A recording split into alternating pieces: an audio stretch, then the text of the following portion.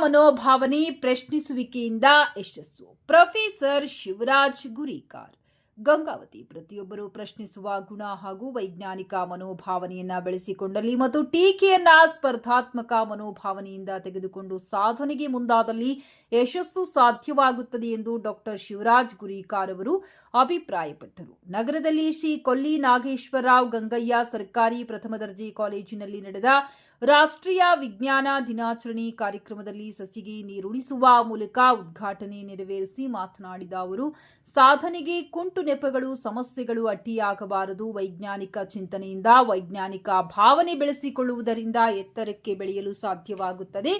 ಬೆಳಕಿನ ಹುಳುವಿನ ರೆಕ್ಕೆಯ ಸಂಶೋಧನೆ ಮಾಡಿದ, ಆಲ್ಕೋಹಾಲ್ ಕುರಿತಂತ ಸಂಶೋಧನೆ ಮಾಡಿದ, ಸಮುದ್ರದ ಮೇಲಿನ ನೀಲಿ ಆಗಸ ಬಗ್ಗೆ ಸಂಶೋಧನೆ ಮಾಡಿ ನೊಬೆಲ್ ಬಹುಮಾನ ಗಳಿಸಿದ ಸಿ.ವಿ. ರಾಮನ್, ಐನ್ಸ್ಟೀನ್ ಸೇರಿದಂತೆ ಅನೇಕ ಮಹಾನ್ ವಿಜ್ಞಾನಿಗಳ ಸಾಧನೆಗಳು ಎಲ್ಲರಿಗೂ ಮಾದರಿಯಾಗುತ್ತವೆ ಎಂದು ತಿಳಿಸಿದರು. ಈ ವೇಳೆ ಮಾತನಾಡಿದ ಆಂತರಿಕ ಗುಣಮಟ್ಟ ಭರವಸೆ ಕೋಶದ ಮುಖ್ಯಸ್ಥರಾದ ಪ್ರೊಫೆಸರ್ ಮಂಜುನಾಥ್ ಕೆಎಸ್ ಅವರು ಮಾತನಾಡಿ, ಕಣ್ಣು ಮತ್ತು ಮೆದುಳು ಚುರುಕಾಗಿದ್ದು ಪ್ರಶ್ನಿಸುವ ಗುಣವಿದ್ದಲ್ಲಿ ವಿಜ್ಞಾನಿಗಳಾಗಲು ಸಾಧ್ಯವೆಂದರು. ವಿದ್ಯಾರ್ಥಿಗಳು ಪ್ರತಿಯೊಂದನ್ನ ವೈಜ್ಞಾನಿಕ ಮನೋಭಾವದಿಂದ ಅಧ್ಯಯನ ಮಾಡಬೇಕೆಂದು ತಿಳಿಸಿದರು. ಈ ವೇಳೆ ಪ್ರಾಣಿಶಾಸ್ತ್ರ ವಿಭಾಗದ ಉಪನ್ಯಾಸಕಿ ರಾಜೇಶ್ವರಿ ಹಾಗೂ ಬಿಎಸ್ಸಿ ವಿದ್ಯಾರ್ಥಿನಿ ಸೌಜನ್ಯ ಇವರುಗಳು ಮಹಿಳೆ ಮತ್ತು ವಿಜ್ಞಾನ ವಿಷಯದ ಬಗ್ಗೆ ಮಾತನಾಡಿದರು.